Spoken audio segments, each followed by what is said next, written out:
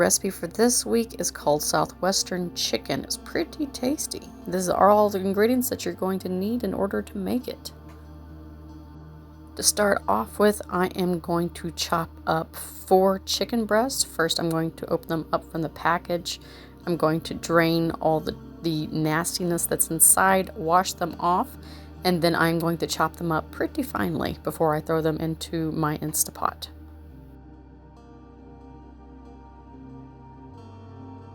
Anytime that you are using a sharp knife, make sure to be careful that you don't get your fingers. You don't want to have that kind of a bad day. And I'm just chopping it up very small, that way with each bite we get a piece of chicken.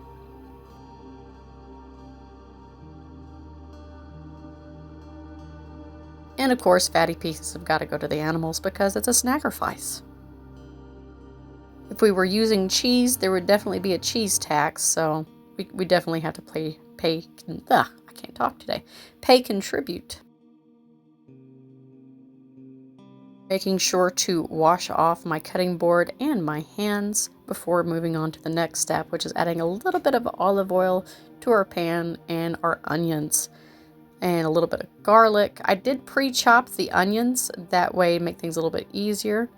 Just going to add a little spoonful of paprika, some chili powder, and some kickin' chicken. It's not too bad. That's actually just a rub from Weber. I do apologize for my voice this week. I am still under the weather, so it's going to sound a little rough for a while. I'm just going to add a little bit more olive oil and mix it up before recovering and let it sit for a while. Coming back to our meal, I'm going to start off with our store brand diced tomatoes. I know, super expensive. And getting our black beans and corn ready to go inside. I'm just going to drain the juice first, that way it's not too sloppy. Because this is a one-pan dish, I don't want to do a whole lot. Now, I do have rice cooking off to the side that we're going to mix in with this later, but this turned out really yummy.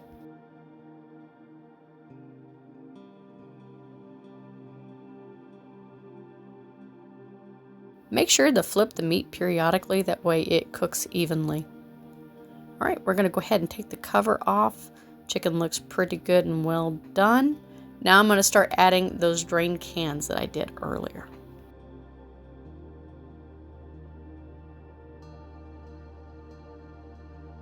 For this recipe, you usually add a little bit of hot sauce as well. I was out of Mateo's, so we used the generic Walmart brand instead. Still turned out pretty darn good.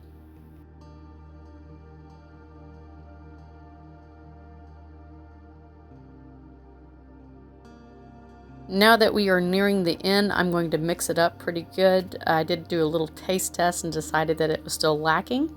So I added a half a jar of chopped jalapenos.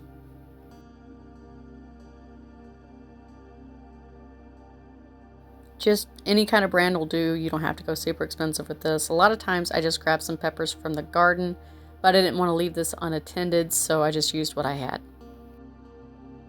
For the final step, you are going to go ahead and plate it. I added this with some rice, but you can have it however you'd like. It was pretty tasty.